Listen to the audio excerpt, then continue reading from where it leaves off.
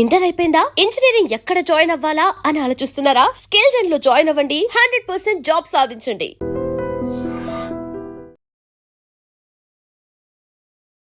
Hi hello నమస్తే welcome to iDream. నేను Rachel. చాలామంది ఈ మధ్యకాలంలో ఓవర్ వెయిట్ అనే ప్రాబ్లంతో రకరకాల ఇబ్బందులు ఫేస్ చేస్తూ ఉన్నారు. ఓవర్ వెయిట్ ఒక ఎత్తు అయితే బెల్లీ ఫ్యాట్ ఇంకో ఎత్తు. ఏం చేయాలి? ఎలా తగ్గుతుంది? ఎన్నో చిట్కాలు వాడుతున్నా ప్రయోజనం లేదా? ఎస్, మరి చక్కని హోమ్ రెమెడీ ద్వారా ఈ సమస్య నుంచి బయటపడవచ్చు అని మనతో పాటు తెలియపరచడానికి సీనియర్ డాక్టర్, దాదాపు 35 ఇయర్స్ ఎక్స్పీరియన్స్ కలిగినటువంటి senior ayurvedic physician doctor Chittibotla Madhusudan Sharma గారు ఇవాళ ఐడ్రీమ్ స్టూడియోలో ఉన్నారు. వారితో మాట్లాడదాము. వంటింటి చిట్కాలు ఏమైనా ఉన్నాయో కూడా తెలుసుకుందాం. నమస్తే అండి. నమస్తే అమ్మా. తినకపోతే నీరసం, తింటే ఆయాసం, ఏం చేయాలి?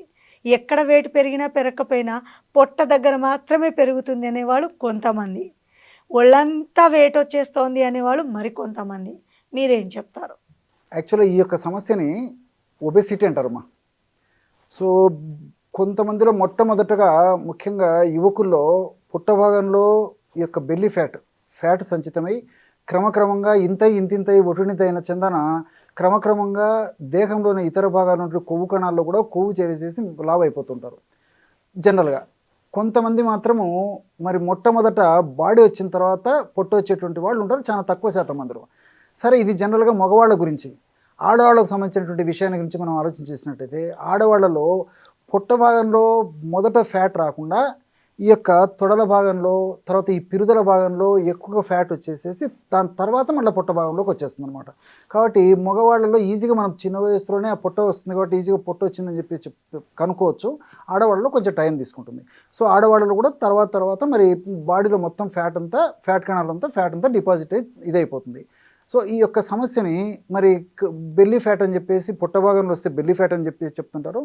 దీన్నే సెంట్రలైజ్డ్ ఒబెసిటీ అనే పేరుతో కూడా చెప్తుంటారు అనమాట. అంటే బాడీలో సెంట్రల్ ప్రాంతంలో ఒబెసిటీ, ఆ యొక్క ఫ్యాట్ ఉండడం చేత సెంట్రలైజ్డ్ ఒబెసిటీ అని చెప్పి చెప్తుంటారు. టోటల్గా ఈ యొక్క సమస్యనంతా కూడా ఒబెసిటీ అనేటువంటి పేరుతో పిలుస్తుంటారండి. అన్య భాషలో ఓబ్ అంటే అతిగా, ఓసిస్ అంటే తినడం. సో అతిగా తినడం వల్ల వచ్చేటువంటి సమస్య కాబట్టి దీన్ని ఒబెసిటీ అని అంటుంటారు. అలా కాదు, కొంతమంది వంశపారంపర్యంగా వస్తుంది అంటారు. అవి చాలా తక్కువ శాతం మందిలో ఉంటాయండి. ఎక్కువ శాతం మందిలో మీరు 100 మంది ఒబెసిటీ వాళ్ళని తీసుకున్నట్లయితే 100 మందిలో కూడా దాదాపు 80 మంది 90 మంది వరకు కూడా అవసరానికి మించి వాళ్ళకు ఎంతైతే అవసరమో అంత కాకుండా విపరీతంగా ఆహారం తీసుకోవడం చేతనే ఈ సమస్య కలుగుతుంది. ఆ తీసుకునేటువంటి ఆహారం కూడా చెత్త ఫుడ్, జంక్ ఫుడ్ అని ఏదైతే చెప్పబడుతున్నారో అటువంటి ఆహారం తీసుకునేటువంటి వాళ్ళలోనే ఈ సమస్య కలుగుతుంది. కాబట్టి వీళ్ళలో కూడా మరి ఎక్కువ శాతం మందిలో ఈ పిండి పదార్థాల సేవన ఎక్కువగా సేవించేటువంటి వాళ్ళలోనే ఈ సమస్య కలుగుతుంటుంది. కాబట్టి అందుకోసమే దీన్ని ఒబెసిటీ, ఓసిస్, అతిగా తినడం అనేటువంటి పేరుతో చెప్పడం జరిగింది. రైట్ డాక్టర్ గారు, మీరు అన్నట్టు కొంతమంది ఈ మధ్యకాలంలో ఆహార జాగ్రత్తలు తీసుకుంటున్నారు. జంక్ ఫుడ్ నుంచి దూరం అయ్యి రైస్, ఇంటి ఫుడ్ తినేవాళ్ళు లేకపోలేదు. వీళ్ళు అనే మాట ఏంటంటే చాలామంది అడగమన్నారు. సో చాలామంది అంటున్నారు పొట్ట మాత్రం విపరీతంగా వచ్చేస్తుంది బయట ఫుడ్ తినకపోయినా కూడా అనే ప్రాబ్లంకి మీరేం చెప్తారు? ఇటువంటి వాళ్ళలో ఎక్కువ శాతం మందిలో శారీరక శ్రమ లేకపోవడం ఎక్కువ శాతం మందిలో కారణం ఉంటుందండి. ఎప్పుడైతే వాళ్ళు శారీరక శ్రమ చేయడం అలవాటు చేసుకుంటారో ఖచ్చితంగా పొట్ట రాకుండా ఉండేటువంటి పరిస్థితి ఏర్పడుతుంది. వచ్చినప్పటికీ చాలా కొద్ది గొప్ప ఉంటుంది తప్ప అది మరీ ఇతర అనారోగ్య పరిస్థితులు దారిచేటటువంటి పరిస్థితి కూడా ఉండదండి. కాబట్టి శారీరక శ్రమ లేకపోవడం చేత మరి చిన్న వయసు నుంచి మీరు బాగా గమనించండి, పెద్దల వయసు కూడా చిన్నపిల్లలను గమనించినట్లయితే వాళ్ళు స్కూలు, ఇల్లు, నో ప్లే గ్రౌండ్ ఉన్నా యూటిలైజ్ చేసుకునేటువంటి పరిస్థితి లేదు. పెద్దల గురించి చెప్పనక్కర్లేదు. సరే, మిగతా వాళ్ళ గురించి ఇంట్లో కూర్చోవడమే, వెహికల్లో కూర్చోవడమే, జర్నీలో కూర్చోవడమే, ఆఫీసు పోవడము కూర్చోవడమే ఎక్కువ శాతం మందిలో దీనివల్లనే జరుగుతుంది. సో ఐటీ సెక్టర్ వరకు మనం చూసుకున్నట్లయితే మరి ఇంకా ఐటీ ఎంప్లాయీస్ గురించి చెప్పనక్కర్లేదు. అవర్స్ టుగెదర్ కూర్చొని వర్క్ ఉదయం నుంచి రాత్రి వరకు కంటిన్యూ. అర్థమైంది మాకు. అంటే ఈ బరువు పెరగడము, బెల్లీ ఫ్యాట్ రావడానికి మెయిన్ రీజన్ ఏంటంటే అతిగా తినడము, బాడీ ఫిజికల్ యాక్టివిటీ లేకపోవడం. ఇవి 2 ప్రధాన కారణాలు. ఎస్, ఈ 2 కంట్రోల్లో ఉంచితే ఈ ప్రాబ్లం నుంచి దూరం అవ్వచ్చు. కానీ ఆల్రెడీ ఉన్న వాళ్ళకి ఏమన్నా హోమ్ రెమెడీ ఉందా? ఏం చేస్తే తగ్గుతారు? మనసుంటే మార్గం ఉందండి. సో సాధించాలని పట్టుదల, కృతనిశ్చయము, దీక్ష ఉండి నేను ఎక్కువ పెరుగుతున్నాను, దీన్ని ఇంకా పెంచడం ఏమాత్రం మంచిది కాదు, ఖచ్చితంగా తగ్గించుకోవాలనేటువంటి దృఢ నిశ్చయంతో చేయగలిగితే ఖచ్చితంగా తగ్గిపోతారండి. దీనికి మంచి రెమెడీ చెప్తాను చూడండి. త్రిఫల చూర్ణం, కరక్కాయలు, ఉసిరికాయలు, తానికాయలు కలిపి తయారు చేసినటువంటి ఔషధం దొరుకుతుందండి. మనకు మార్కెట్లో ఈజీగా దొరుకుతుంది, చౌక దొరుకుతుంది. మరి పేదల నుంచి ధనవంతుల వరకు అందరూ వాడుకోవచ్చు, చాలా చౌక ధరకు దొరుకుతుంది. సో ఒక త్రిఫల చూర్ణాన్ని ఒక 50 గ్రాములు తీసుకోవాలి. అదేవిధంగా రెండవ పదార్థంగా త్రికట చూర్ణం, పిప్పళ్ళు, మిరియాలు, శొంఠి. త్రికట చూర్ణం కూడా మనకు మార్కెట్లో దొరుకుతుంది. త్రికట చూర్ణాన్ని ఒక 25 గ్రాములు తీసుకోవాలి. త్రిఫల చూర్ణం 50 గ్రాములు అయితే అందులో హాఫ్ త్రికట చూర్ణం, అదొక 25 గ్రాములు తీసుకోవాలి. మూడవ పదార్థంగా సైంధవ లవణం, దీన్ని రాక్ సాల్ట్ అనేటువంటి పేరుతో పిలుస్తారండి, అది ఒక 10 గ్రాములు తీసుకోవాలి. ఆ పొడి మనకు మార్కెట్లో దొరుకుతుంది, గడ్డలు మనకు మార్కెట్లో దొరుకుతాయి. ఆ సైంధవ లవణం పొడి ఒక 10 గ్రాములు. ఈ 3 పదార్థాలు కలపడం వల్ల బ్రహ్మాండమైనటువంటి ఈ యొక్క వెయిట్ను తగ్గించేటువంటి ఔషధం రెడీ అయిపోతుంది. సో ఈ విధంగా తయారు చేసుకున్నటువంటి ఔషధాన్ని ఒక గాజు సీసాలో నిల్వ ఉంచుకొని రోజు ఉదయం ఆహారం తర్వాత ఒకసారి, లేకపోతే ఆహారానికి ముందైనా వాడుకోవచ్చు అండి. ఒక అరగంట ముందు, ఆహారం తర్వాత ఒక అరగంట తర్వాత అయినా వాడుకోవచ్చు. ఉదయం ఒకసారి, రాత్రి ఒకసారి. నేను చెప్పినటువంటి పద్ధతిలో ఆహారానికి ముందు కానీ తర్వాత కానీ ఒక అరగంట వ్యవధిలో ఒక 200 ml పల్చటి తాజా మజ్జిగ, మళ్ళీ కూడా చెప్తాను చూడండి, మజ్జిగ పల్చగా ఉండాలి, ఫ్రెష్గా ఉండాలి. ఫ్రిడ్జ్లో పెట్టినటువంటి మజ్జిగ వెంటనే వాడకూడదు. గది ఉష్ణోగ్రతకు వద్దకు వచ్చిన తర్వాత, నార్మల్ టెంపరేచర్కి వచ్చిన తర్వాత అలాంటి మజ్జిగ వాడుకోవాలి. అందులో ఒక 1/2 టీ స్పూన్ పొడి కలుపుకొనేసేసి కలిపేసి సేవించాలి. ఈ విధంగా రెగ్యులర్గా ఉదయం ఒకసారి, రాత్రి ఒకసారి ఈ యొక్క ఔషధాన్ని ఈ పద్ధతిలో వాడుకోవడం వల్ల చాలా సమర్థవంతమైన ఫలితాలు కలుగుతాయి. దేహంలో ఏ భాగంలో కొవ్వు కణాలు ఎక్కువగా కొవ్వు సంచితమైనప్పటికీ ఆ కొవ్వు కరిగించేందుకు సమర్థవంతంగా ఇందులో ఔషధ గుణాలు చాలా అద్భుతంగా పనిచేసేటువంటి పరిస్థితి. అంటే ఇప్పుడు మీరు చెప్పిన ఈ ఔషధం వింటుంటే ఇంకా ఫిజికల్ యాక్టివిటీ అవసరం లేదా? అసలు ఏం జరుగుతుంది ఈ ఔషధం తీసుకుంటే బాడీలో? చెప్తాను చూడండి.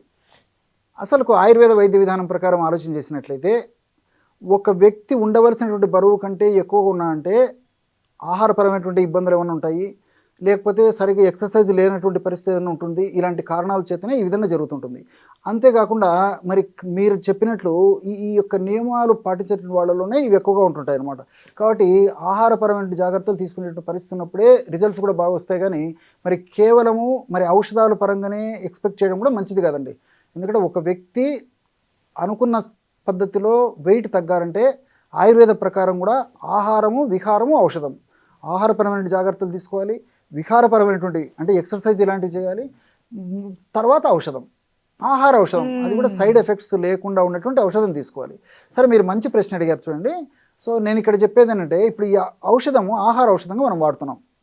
త్రిఫల చూర్ణం, త్రిఫల చూర్ణంలో టానిన్స్ అని చెప్పేసి కొన్ని రసాయన పదార్థాలు ఉంటాయి. అదేవిధంగా ఇతర కొన్ని త్రిఫల చూర్ణంలో ఉన్నటువంటి ఈ చెబులిక్ యాసిడ్ ఇలాంటి కొన్ని పదార్థాలు, ముఖ్యంగా ఈ టానిన్స్ ఇవేం చేస్తాయంటే మన దేహంలో పిండి పదార్థాలను జీర్ణం చేసేటువంటి అమైలేజ్ అనేటువంటి ఎంజైమ్ యొక్క ఉత్పత్తిని తగ్గించేస్తాయి. పిండి పదార్థాలు ఎక్కువగా తీసుకోవడం చేతనే ఎక్కువ శాతం మందిలో వెయిట్ పెరగడం అనేటువంటి కారణంగా ఉంటుంది. సో మనం తీసుకున్నటువంటి పిండి పదార్థాలను జీర్ణం చేయాలంటే మన జీర్ణ వ్యవస్థలో అమైలేజ్ అనేటువంటి ఎంజైమ్ ఉత్పత్తి బాగా జరగాలి. ఈ త్రిఫల చూర్ణం తీసుకోవడం వల్ల ఏం జరుగుతుంది? అమైలేజ్ ఉత్పత్తి తగ్గిపోతుంది. అమైలేజ్ అనేటువంటి ఎంజైమ్ ఉత్పత్తి తగ్గిపోతుందో మనం పిండి పదార్థాలు ఉన్నటువంటి ఆహారం తీసుకున్నప్పటికీ మన దేహంలో అది జీర్ణం కాకుండా బయటకు విసర్జింపబడుతుంది. ఎంత సైంటిఫిక్ అప్రోచ్ ఉందో చూడండి. రెండవది త్రికట చూర్ణం, పిప్పళ్ళు, మిరియాలు, శొంఠి. ఈ 3 పదార్థాలు దేహంలో మెటబాలిజాన్ని వేగవంతం చేస్తాయి. బాడీలో సర్టన్ హీట్ను ప్రొడ్యూస్ చేసేసి మెటబాలిజాన్ని వేగవంతం చేసేసి ఆ మెటబాలిజాన్ని వేగవంతం చేయడం చేత ఫ్యాట్ బర్న్ అయ్యేదానికి ఇది ఉపయోగపడుతుంది. సైంధవ లవణం చాలా తక్కువ ప్రమాణంలో వాడుతున్నాం. ఈ సైంధవ లవణాన్ని తక్కువ ప్రమాణంలో వాడుతున్నాం కాబట్టి ఇదేం చేస్తుందంటే ఈ 2 పదార్థాలను మరింత స్పీడ్గా, సమర్థవంతంగా, వెంటనే త్వరగా పనిచేసేందుకు ప్రతి ప్లేస్కి ఫాస్ట్గా పోయేందుకు సైంధవ సహకార ఔషధంగా ఉపయోగపడుతుంది. సో ఈ విధంగా మల్టిపుల్ పదార్థాలతో కలిపి మల్టిపుల్ ఫార్ములేషన్ తయారైంది కాబట్టి మల్టిపుల్గా ఉపయోగపడుతుంది. కాబట్టి మనం తీసుకున్న ఆహార జాగ్రత్తలు కూడా అవసరం అండి. అలా అని చెప్పేసి కేవలం మీరు ఫస్ట్లోనే ప్రస్తావించినట్లు ఏదో మందులు వాడుకొని ఆపేస్తే సరిపోతున్నటువంటి పద్ధతి కాకుండా జాగ్రత్తలు తీసుకుంటూ ఇలాంటి ఔషధాలు వాడుకోవడం వల్ల చాలా త్వరగా రిజల్ట్ వచ్చేదానికి అవకాశం ఉంటుంటుంది. చాలా బాగా చెప్పారండి. తెలుసుకున్నారు కదా. మీకు ఎలాంటి డౌట్స్ ఉన్నా కింద కామెంట్ రూపంలో తెలియపరచండి. వాల్యుబుల్ సజెషన్ ఇచ్చారు డాక్టర్ గారు. Thank you so much. Okay. And for more videos, please subscribe to iDream. Please subscribe to iDream. Please subscribe iDream. And please subscribe to iDream. For more videos, subscribe to iDream. please like, share and subscribe to the channel. Congratulations, iDream. Subscribe to iDream. Subscribe to iDream. So subscribe to iDream Media. iDream की iDream team अंदर की huge congratulations. Please subscribe iDream Media. Please subscribe to iDream. Subscribe iDream. Please subscribe to iDream. iDream అంటే నా కళల ఛానల్ను subscribe చేసుకున్నారు, నోరు తిరుగుతలేదు. మీరైతే గంట గుర్తు కొట్టండి. For more such videos, please subscribe to iDream. Subscribe to iDream. Please subscribe to iDream. Please subscribe iDream Media. Please do subscribe to iDream. Please subscribe to iDream Media. For best entertainment and information, please subscribe iDream. And don't forget to subscribe to iDream.